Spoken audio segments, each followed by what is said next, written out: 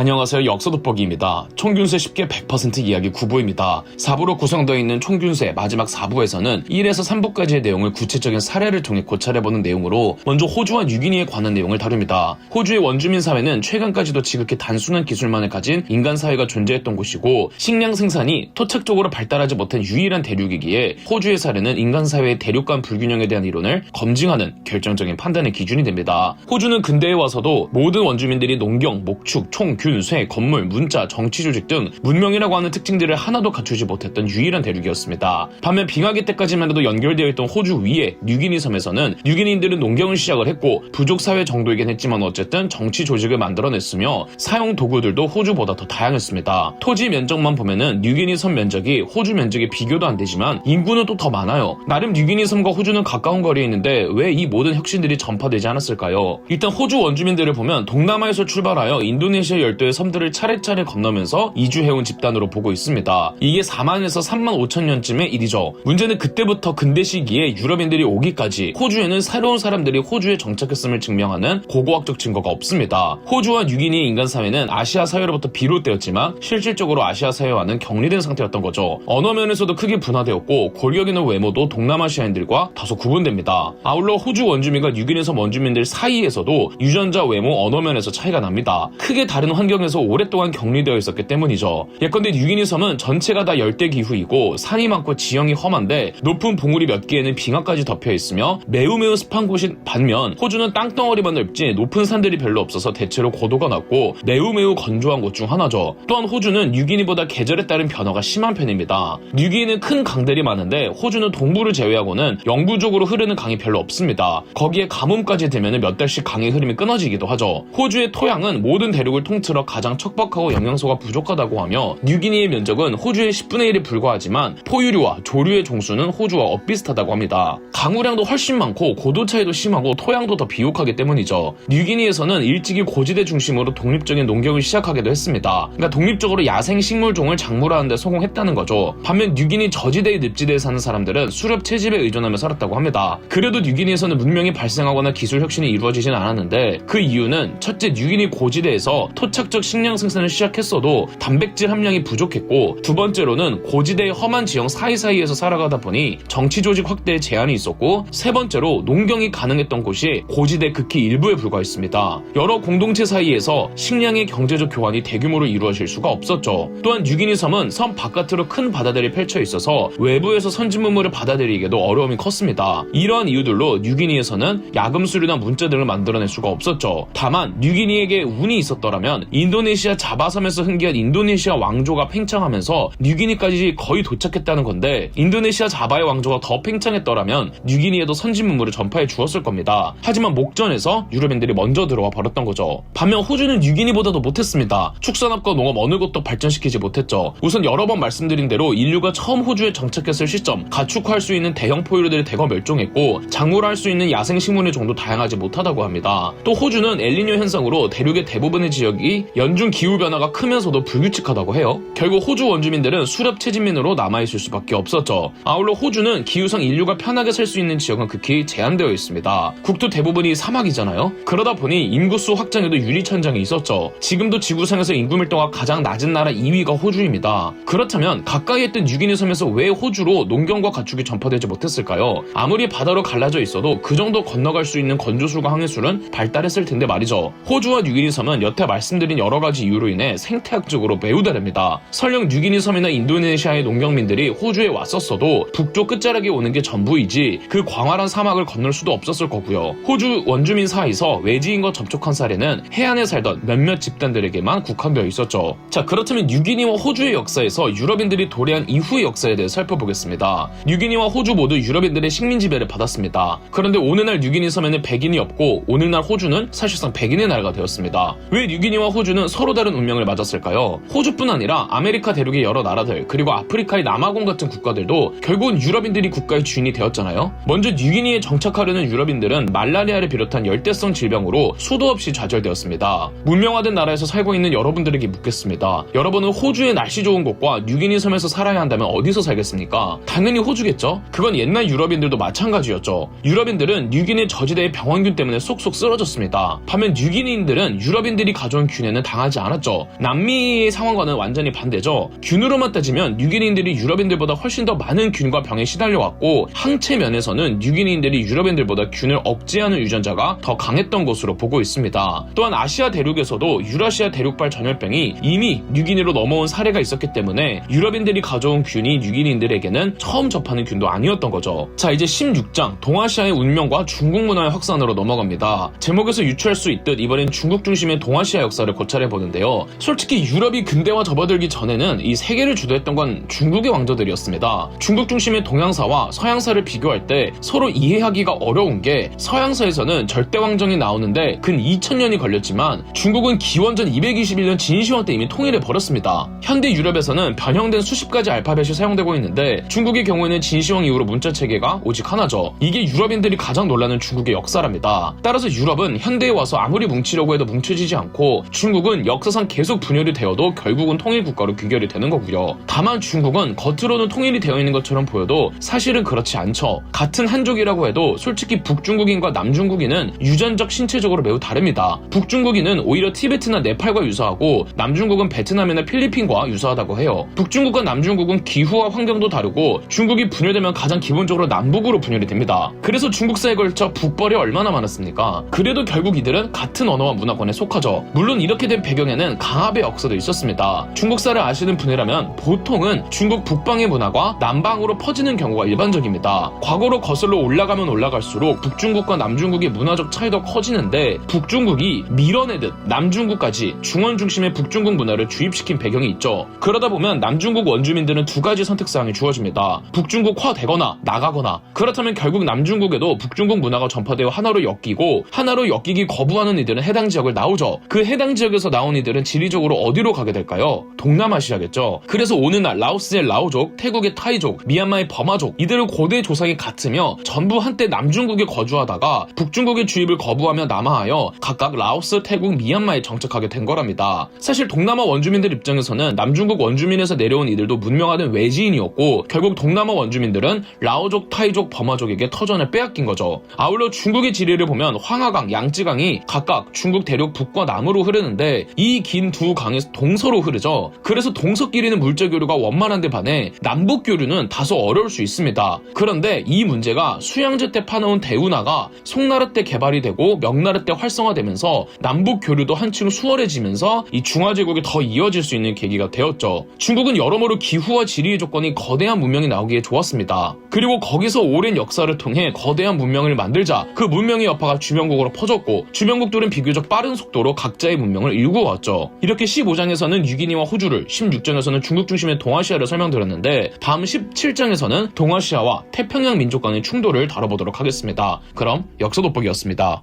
저희 역사 돋보기가 멤버십 가입을 시작했습니다.